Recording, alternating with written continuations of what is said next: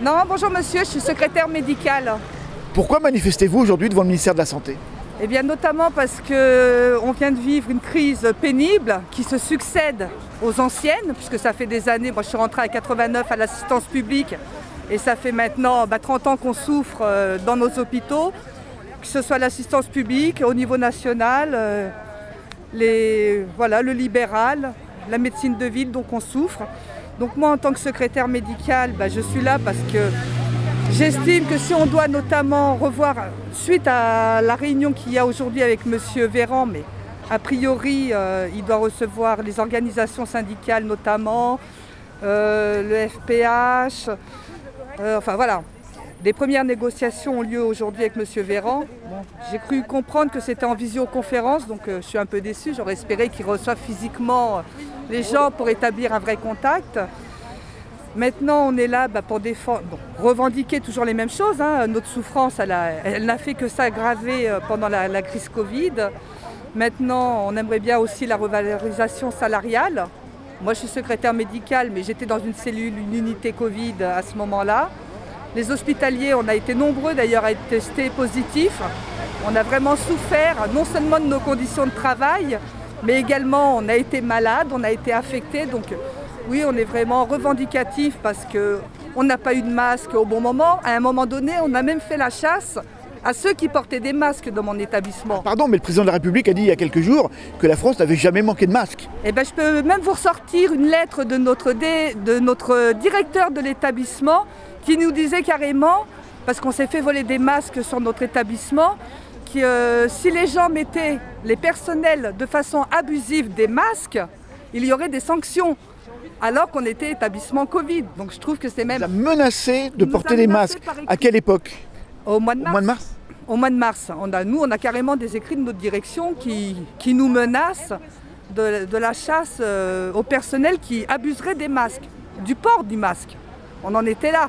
Alors que maintenant, on nous oblige à mettre un masque pour notre sécurité. Enfin, si on ne met pas de masque dans les transports en commun, on est verbalisé. Enfin, vous voyez, il s'est quand même passé des choses incroyables.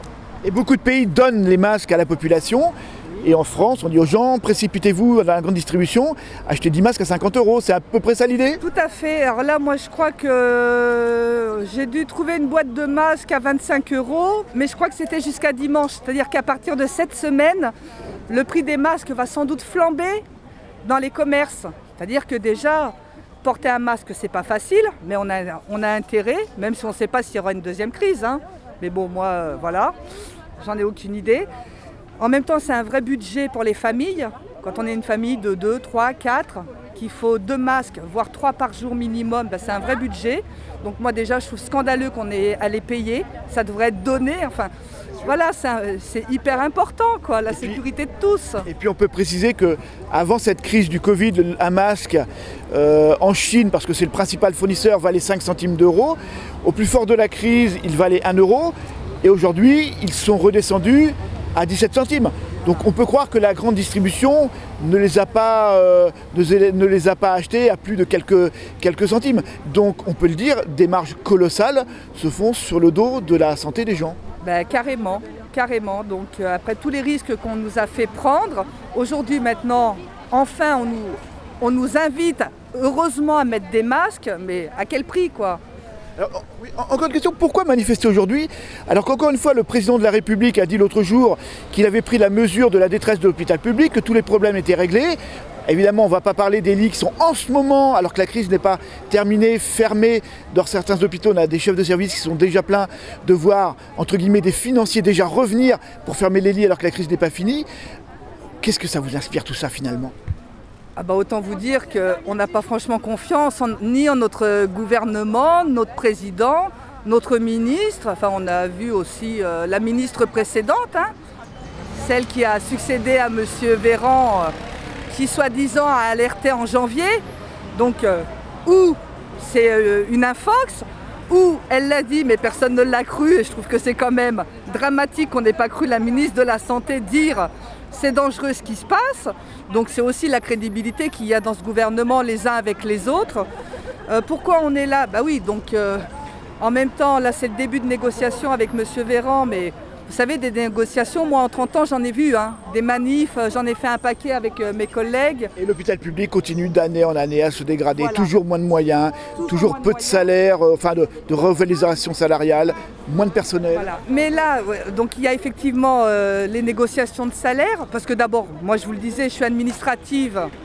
Bon, même si on travaille dans un collectif, j'aimerais bien aussi qu'on pense à augmenter les secrétaires médicales, les services techniques, les ouvriers, On appelle les petites mains. les petites mains, les petites mains. Nous, le télétravail, c'est une vraie bataille pour l'avoir à l'hôpital.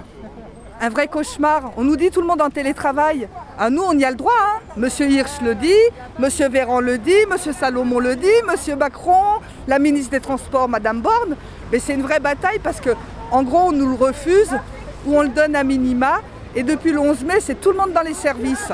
Donc il y a le discours général et puis après il y a les applications locales. Vous me parliez des lits. Aujourd'hui, on fait des chambres. Les chambres doubles sont mises à un lit pour éviter la contagion. Mais on en est arrivé à faire ça parce que des malades ont commencé à porter plainte. C'était pas par précaution. Pardon, c'est mon masque qui descend. Non, mais ça, je trouve ça aussi dramatique. C'est parce que des familles ont commencé à porter plainte contre nos établissements qu'on a dit, hop, chambre à un lit et puis à deux. Mais ça fait rager tout le monde parce que l'activité revenant, on a besoin d'hospitaliser des malades. Donc c'est une mesure qui handicape et finalement tout le monde va faire, chacun sa sauce. C'est ça. Dans un an, est-ce qu'on veut toujours mourir dans les couloirs ? Bah écoutez, ça fait 30 ans que c'est le cas. Moi, des fois, j'ai pas l'impression qu'on soit dans un pays industrialisé. Des fois, j'ai l'impression... Enfin, moi, je travaille à Bobigny. Donc, la précarité, je connais. Moi, je suis du 93. J'habite le 93. Je travaille dans le 93. La précarité, c'est quelque chose qui nous parle, à nous, à Bobigny. Et la souffrance, bah oui. Sauf qu'à Bobigny, il y a des moments, je me dis qu'on est beaucoup plus solidaires que dans d'autres établissements parce qu'on est tous du cru. Vous savez, le 93, comme on est stigmatisé, voilà, on est du 93, donc on est quelque part, ouais, on n'est pas à la hauteur des autres, quoi. On s'attend à une crise notamment économique, financière, terrible. Les spécialistes disent à partir du mois de septembre. Ça va mal finir.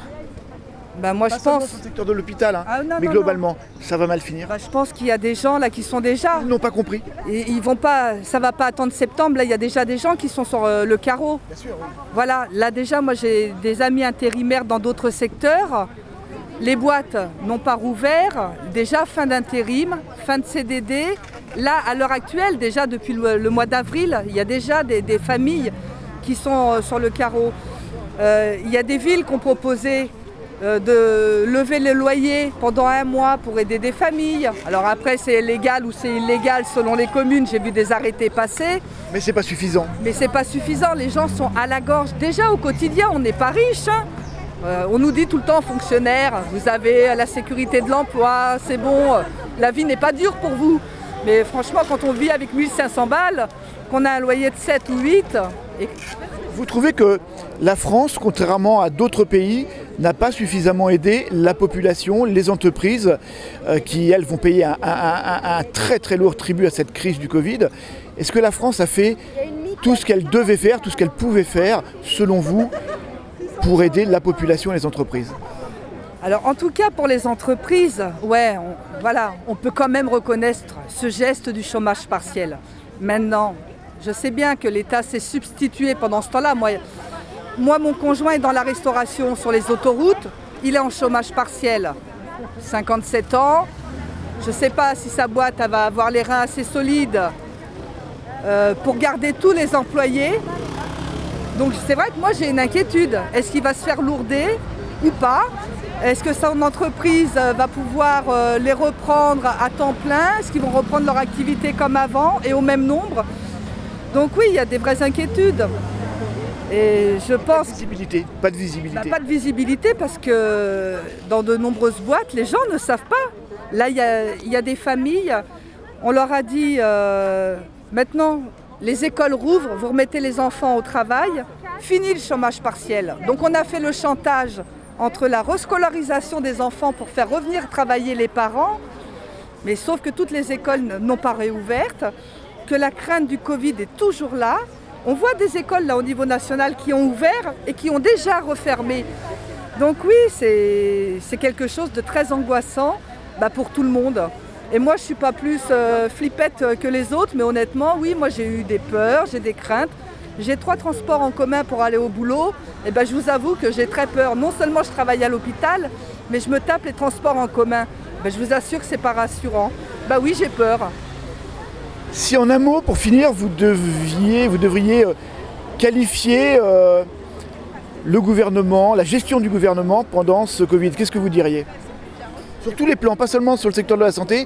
Comment est-ce que, avec votre regard, cette pandémie du Covid a été gérée par notre gouvernement? Je leur en veux. Je leur en veux terriblement parce qu'on nous a fait croire qu'il ne fallait pas se protéger. Et ça, je leur en veux, je trouve ça dramatique qu'on nous ait empêchés de porter des masques, qu'on ait empêché la population de se couvrir. Ça, voilà, toutes les mesures barrières, on nous a empêchés de les faire, soi-disant que... Ils vont peut-être vous dire qu'ils étaient mal conseillés à l'époque. Ils étaient peut-être mal conseillés, mais c'est eux qui gouvernent. Et gouverner, oui, il y a des dictons, il faut prévoir. Et tous les médecins ne disaient pas qu'il ne fallait pas se couvrir. Donc des précautions... Même nous, localement, on a eu, je vous le disais, un discours contraire, la chasse aux masques, enfin bon. Donc ouais, non, moi je leur en veux terriblement parce que je trouve qu'ils nous ont mis en danger. Et ça, c'est ce qui me reste sur le cœur parce que des mensonges, des erreurs, des fausses rumeurs, je trouve que c'est dramatique. Ils auraient dit, au moins assumer, on n'a pas de matériel. Tout le monde, ça aurait fait mal à la tête à tout le monde, mais on l'aurait entendu. Et je reviens à la question de tout à l'heure, le déni du président de la République qui affirme il y a quelques jours quand même, en déclarant dans une grande chaîne nationale, nous n'avons jamais manqué de masques. Alors que tous les jours, dans tous les médias, on entendait des soignants, des médecins, à tous les niveaux dire c'est une catastrophe, on n'en a plus. Et le président de la République arrive à ce qu'on peut espérer la fin de crise en disant on n'a jamais manqué de masques. Ça paraît ahurissant quand même, absolument ahurissant ce déni. Non seulement on a manqué de masques, on a manqué de gel hydroalcoolique, de blouse, de surblouse. Moi, chez moi, dans mon établissement, c'est simple, à l'hôpital Avicenne, il y a un médecin, une hématologue, je perds son nom, là ça ne me revient pas, avec tout un réseau, ils ont fait fabriquer des blouses pour nos personnels à l'hôpital Avicenne. Les gens fabriquaient des masques également. Non mais voilà, mais pour travailler dans un hôpital Covid, vous imaginez où on en est. Moi honnêtement, j'ai pas connu la guerre, je suis de 68. Mais j'ai vraiment cru à un moment donné, j'ai dit, je vis une espèce de guerre où les gens, système D, on se fabrique des blouses, on se fabrique des masques. Mais je vous assure, j'ai vraiment cru qu'on était dans un pays du quart-monde, avec le système D, les relations, les réseaux, pour pouvoir travailler. Non, enfin, moi, j'en garde une grande souffrance de tout ce que j'ai vu. Voilà. Merci. Donc aujourd'hui, je suis là, oui, j'ai envie d'exprimer notre colère. Je soutiens évidemment tous les personnels soignants. Et notre métier, oui, c'est pour la population, c'est pour nous tous. Si demain, il n'y a plus de soignants, imaginez la catastrophe. Les gens iront dans le privé, c'est pas ce que veut je vais pas dire ce gouvernement, mais le nouveau paradigme général, c'est que la France avait un système de santé gratuit, unique au monde, et qu'aujourd'hui, le système financier mondial veut sa quote-part de la santé, et qu'on va tout faire de toute façon, parce que le gâteau est beaucoup trop gros, pour détruire l'hôpital public. C'est pas ça, de toute façon, l'idée directrice, l'idée maîtresse. On temporise un petit peu en ce moment parce que la crise a été terrible, mais au final... demain, vous aurez de l'argent, vous vous soignez, vous n'aurez pas d'argent, vous ne serez pas soigné comme aux États-Unis. Mais en même temps, mais je ne sais pas, parce qu'en même temps, on a vu à quel point on a eu besoin du privé. Heureusement qu'ils ont été là, heureusement que les médecins de ville ont été là. Là, on a vu toute l'entité, tous les corps médicaux, tout le monde privé, public, mais on nous a empêchés de bosser avec le privé au départ. C'est quand même ça. Le privé se portait volontaire pour nous aider. Et on a quand même, je sais pas, tout est compartimenté. Toi, tu es du privé, non, faut pas que tu ailles aider le public. Toi, tu es du public, faut pas... Enfin, c'est vrai que toute cette gestion comptable, voilà, c'est insupportable.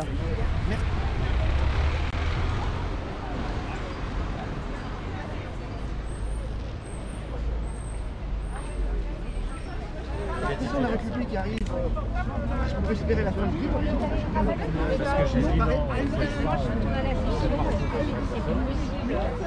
Donc du coup, on leur a fait un coup d'esbif avec cette partie ministère de la semaine dernière qui a fait ça.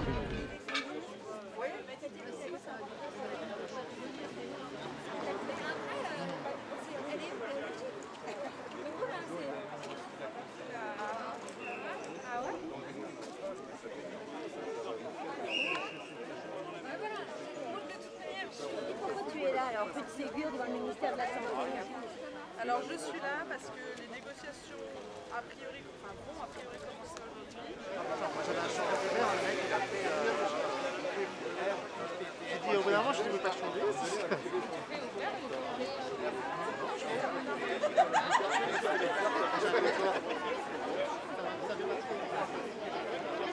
Il faut jouer de la guitare, après t'as plus mal.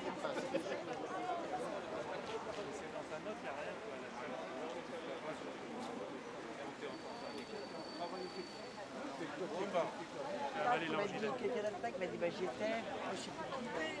En fait, c'est que vous avez un texte à lire un texte qui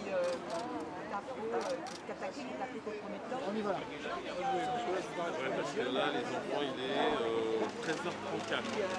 C'est 15h. Comment? C'est quoi? 15h. Ah, c'est toujours bien de prendre la température.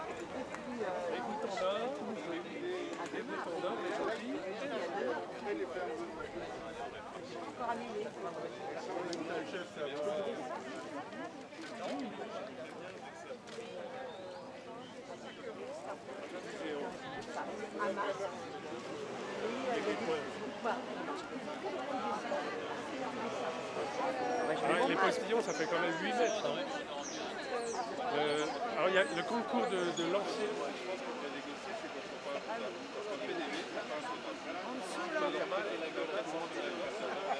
Cette couverture du Ségur que d'emblée bloquer la parole des soignants alors qu'on a beaucoup de choses à dire. Beaucoup de choses qui malheureusement ne sont pas nouvelles, qui sont mises sur le devant de la scène à travers la crise sanitaire que l'on traverse, j'allais dire que l'on a traversé, mais non, que l'on traverse encore, mais pas nouvelles parce que ça fait maintenant des années qu'on revendique la même chose. On le fait de façon beaucoup plus forte depuis plus d'1 an maintenant avec le collectif Interurgence, depuis l'automne avec le collectif Interhôpitaux et l'intersyndicale CGT Sud. Nos revendications, elles sont claires et c'est celles que l'on va porter à partir de cet après-midi dans ce qui nous est proposé d'une grande messe Ségur. 3 revendications principales. Il nous faut des effectifs dans nos établissements, il faut embaucher dans les hôpitaux pour pouvoir prendre en charge la population, non pas en lui proposant une offre de soins, mais en raisonnant sur les besoins de la population. On l'a vu à travers la crise Covid. Je crois que si le virus s'était répandu de façon homogène sur le territoire, on ne s'en sortirait pas comme on s'en sort aujourd'hui.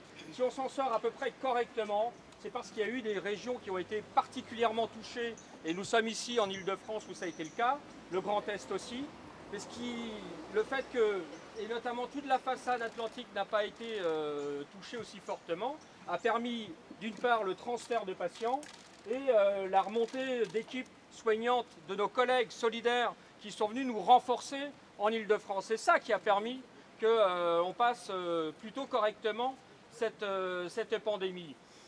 Il nous faut des effectifs dans nos établissements. Il nous faut réouvrir des lits aussi. Et ça commence par arrêter d'enfermer. Donc les prérogatives que l'on donne, nous, à Sud Santé, à cette grande messe du Ségur, c'est l'arrêt, le moratoire sur toutes les restructurations hospitalières qui vont de la mutualisation à la fusion, à la fermeture de services, à la fermeture d'établissements. Ça, c'est le premier point. Deuxième point, pour montrer qu'il y a véritablement un signe et que l'on a été entendu, il faut embaucher statutairement tous les CDD qui aujourd'hui travaillent à l'hôpital. C'est une première étape sur la revendication des effectifs. Il nous faut après, et ça va de pair, je dirais, si on veut recruter dans les établissements, si on veut recruter dans les EHPAD, dans les hôpitaux, dans le médico-social, il faut reconnaître autrement que ça n'est fait nos métiers, leur mission essentielle, centrale pour la population. Je crois que le système de santé est quelque chose qui est important, qui est presque au cœur du pacte républicain. Il faut qu'on reconnaisse, autrement que ça n'est fait aujourd'hui, ces professions-là qui ont été si essentielles dans la prise en charge de ce Covid. Ça commence par des revalorisations salariales et la revalorisation que l'on demande dans un premier temps pour un rattrapage de tout ce qui nous a été gelé depuis maintenant plus de 10 ans, c'est 300 € pour tous, immédiatement. Et après, on discute des carrières, de leur réévaluation, de la possibilité de faire plus pour être payé plus, possible, hein. Et tout ça, ça se négocie. Ce n'est pas tout à fait ce que l'on entend du gouvernement.